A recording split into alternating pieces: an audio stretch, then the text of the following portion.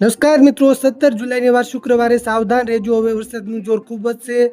મિત્રો, વિડીયોમાં તમે ગીર સોમનાથ જિલ્લાના દ્રશ્યો જોઈ રહ્યા છો. ગીર સોમનાથના અન્નીડામાં ખેતરોમાંથી પાણી કાઢી નાખ્યા હોય તેવો વરસાદ પડ્યો છે. મિત્રો, હવે આગામી 12 કલાક દરમિયાન એટલે કે 17 જુલાઈની વાર શુક્રવારે વરસાદની મોટી આગાહી કરાઈ છે. હવે કયા વિસ્તારોમાં વરસાદ તૂટી પડશે તેની વાત કરીશું, પણ તે પહેલા અત્યારે કયા વિસ્તારોમાં મેઘરાજા તોફાની બેટિંગ કરી રહ્યા છે તેની ફટાફટ વાત કરી લઈએ. મિત્રો, વિડીયોમાં તમે સુરતના દ્રશ્યો જોઈ રહ્યા છો. સુરતના બારડોલીમાં ધોધમાર વરસાદ વરસી રહ્યો છે. 10 દિવસના વિરામ બાદ શહેરમાં મેઘરાજાનું જોરદાર આગમન થયું છે. તો બીજી બાજુ અમદાવાદ જિલ્લામાં પણ મેઘરાજાનું આગમન થયું છે. જિલ્લાના વિરમ ગામમાં ભારે વરસાદ પડ્યો છે. અમદાવાદના ધોલેરામાં 2 ઇંચથી વધારે વરસાદ ખાબક્યો છે. ખેડૂતોમાં ખુશીનો માહોલ છવાયો છે. વલસાડ જિલ્લાના ધરમપુરમાં ધોધમાર વરસાદ. વલસાડ જિલ્લાના કપરાડામાં 3 ઇંચ વરસાદ. સૂત્રાપાડા, પારડી, જંબુસર, નડિયાદ, માંડવી, તલોદ, વઢવાણ, ખેરગામ, ઉકાઈ, રબારેકા ગીર, ધોકડવા ગીર, ખાંભા, ગોંડલ, પીપોદરા, ભાવનગરના મહુવા તાલુકાના તાવેડા સહિત કેટલાક વિસ્તારોમાંથી ધોધમાર વરસાદના સમાચાર મળી રહ્યા છે. મિત્રો, હવામાન વિભાગની નવી આગાહી પ્રમાણે હવે આગામી 12 થી 24 કલાક દરમિયાન કયા વિસ્તારોમાં વરસાદનું જોર વધશે, કયા વિસ્તારોમાં ભારે વરસાદ વરસી શકે તેની તાલુકા પ્રમાણે વાત કરવી છે. પણ તે પહેલા આ વિડીયોને લાઈક કરી દેજો. આપણી આ ચેનલને ખાસ સબસ્ક્રાઇબ કરવાનું ભૂલતા નહીં. તો મિત્રો, હવે ખાસ સાંભળજો. મિત્રો, પહેલા આપણે કચ્છના વિસ્તારોથી શરૂઆત કરી. કચ્છમાં ખાસ કરીને જે દરિયાકાંઠાના વિસ્તારો છે એમાં લખપતના વિસ્તારો હોય, કોટેશ્વરના વિસ્તારો હોય, જખો, નલિયા, નારાયણ સરોવર, માંડવી, મુન્દ્રા, કંડલા સાથે ગાંધીધામના પણ કેટલાક વિસ્તારોમાં વરસાદી માહોલ જામી શકે.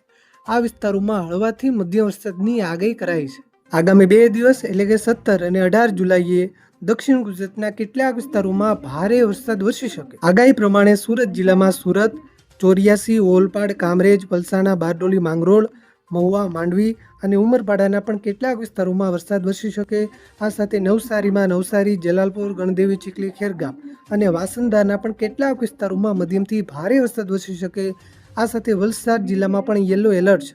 એટલે કે વલસાડ જિલ્લાના વલસાડ, પારડી, વાપી, ઉમરગામ, ધરમપુર અને કપરાડાના પણ કેટલાક વિસ્તારોમાં મધ્યમથી ભારે વરસાદ વરસી શકે. તાપી, ડાંગ, નર્મદા અને ભરૂચ જિલ્લામાં પણ હળવાથી મધ્યમ વરસાદ તો અમુક વિસ્તારોમાં ભારે વરસાદ વરસી શકે. જોકે દક્ષિણ ગુજરાતના આ વિસ્તારોમાં 20 તારીખ બાદ વરસાદની તીવ્રતા વધી શકે, એટલે કે અતિ ભારે સુધીનો વરસાદ પણ વરસી શકે.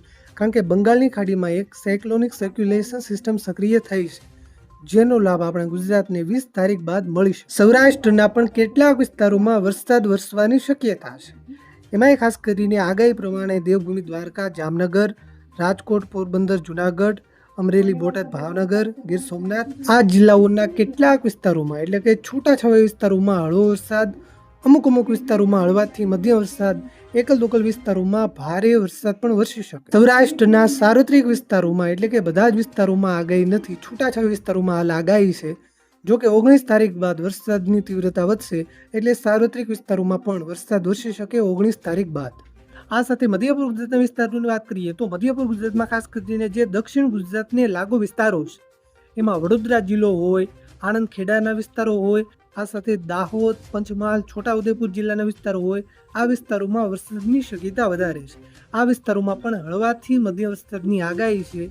કેટલાક વિસ્તારોમાં હળવો વરસાદ, અમુક વિસ્તારોમાં હળવાથી મધ્યમ સુધીનો વરસાદ વરસી શકે. ઉત્તર ગુજરાતમાં સાબરકાંઠા જિલ્લાના હિંમતનગર, પાલનપુરના આજુબાજુના વિસ્તારો હોય અને અરવલ્લી જિલ્લાના અમુક વિસ્તારોમાં હળવો વરસાદ વરસી શકે. પળે પળના સમાચાર તમને આવી જ રીતે સૌથી પહેલા પહોંચાડતા રહીશું. તમારા વિસ્તારમાં વરસાદ છે કે નહીં, વિસ્તારનું નામ લખી નીચે કોમેન્ટ કરવાનું ભૂલતા નહીં. વિડીયોને તમારા બધા ગ્રુપમાં શેર કરજો, જેથી બધા ખેડૂત મિત્રો સુધી માહિતી પહોંચે. ચેનલને સબસ્ક્રાઇબ કરી લેજો, લાઇક કરવાનું ભૂલતા નહીં.